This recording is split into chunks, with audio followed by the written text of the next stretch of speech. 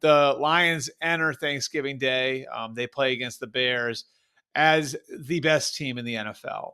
And over the last few years, so much of the Lions' revival and where they've been has been about Jared Goff and Ben Johnson and Jahmyr Gibbs and Amon-Ra St. Brown and that offensive line, Penei Sewell and Taylor Decker and all of those guys, and rightfully so.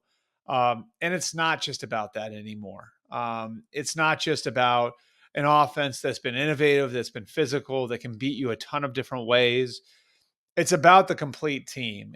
And I think a lot of people deserve credit for where the Lions defense is right now.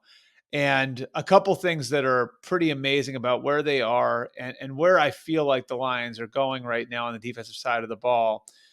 They're doing this without Aiden Hutchinson, who over the first 5 weeks of the year was not only their best player, he might have been the best pass rusher in all of football through 5 weeks. It's been 6 weeks since they lost him. They've actually been better, both in yards allowed and points allowed over the last 6 weeks than they were over the first 5 weeks of the season with Hutchinson in there, which is pretty freaking remarkable. And then you look at how they've played over the last 3 weeks, and they've taken it to another level. They have not allowed a touchdown in 10 quarters. They've only allowed 12 points. That's on 4 field goals. They dominated again this week. This week it was the Colts. The week before it was against the Jaguars. They are playing end-to-end phenomenal football. And I think, Dan Campbell deserves credit for riding it out with Aaron Glenn early in his tenure. Now, if you remember, it was pretty quick that he pulled the plug on Anthony Lynn as his offensive coordinator. And a lot of people back then were wondering, why don't you do the same with Aaron Glenn? Really, their first 2 years, Dan Campbell and Brad Holmes' first 2 years in Detroit, the defense was not good. But there was a recognition there that part of their plan was, we're going to build the offense up first. They felt like what they inherited from Matt Patricia and Bob Quinn was closer on offense than they were on defense, and that it would be easier to build strength in the offense first and have a little bit more of a slow build on defense. And so the offense was always going to be better first.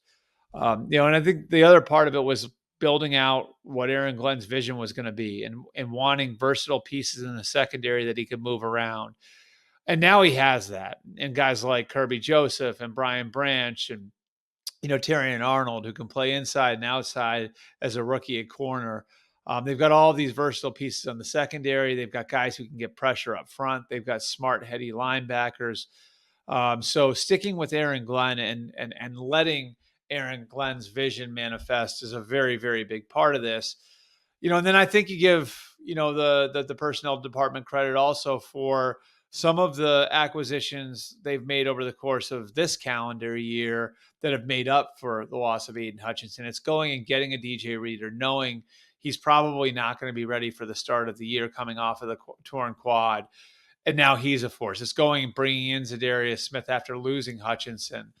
And now I think you put it all together and you see a group that's dominant, that's versatile, that's difficult to play against, and that becomes even harder to play against when the Lions are playing with a lead, which is at this point almost always. So the Lions offense is still what it has been, which, is an efficient, physical, versatile group that can beat you a million different ways. But you can say a lot of those same things about the defense now.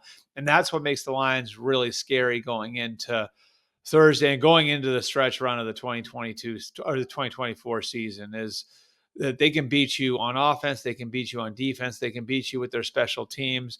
We said it earlier in the year. One of my favorite stats was from a game earlier in the year where at one point in this game, and the Lions had 42 points and just 9 net passing yards. Sort of tells the story of who the Lions are. As good as Jared Goff's been, and he's been fantastic and deserves mention in the MVP conversation, they don't need Jared Goff to be Superman to win on a week-to-week basis because they can beat you so many different ways.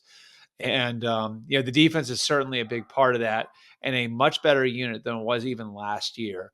And again, that's so remarkable given that they don't have Aiden Hutchinson. And the great thing about it is Aiden Hutchinson might be coming back, is that they might wind up getting him back for the Super Bowl. That's still a realistic possibility.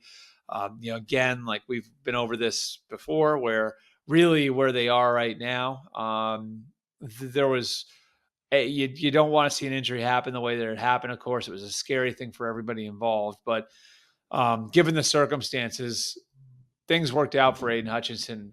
No artery damage, no ligament damage, no nerve damage. He went and had the surgery done by one of the top guys for this type of surgery in the world there in Dallas.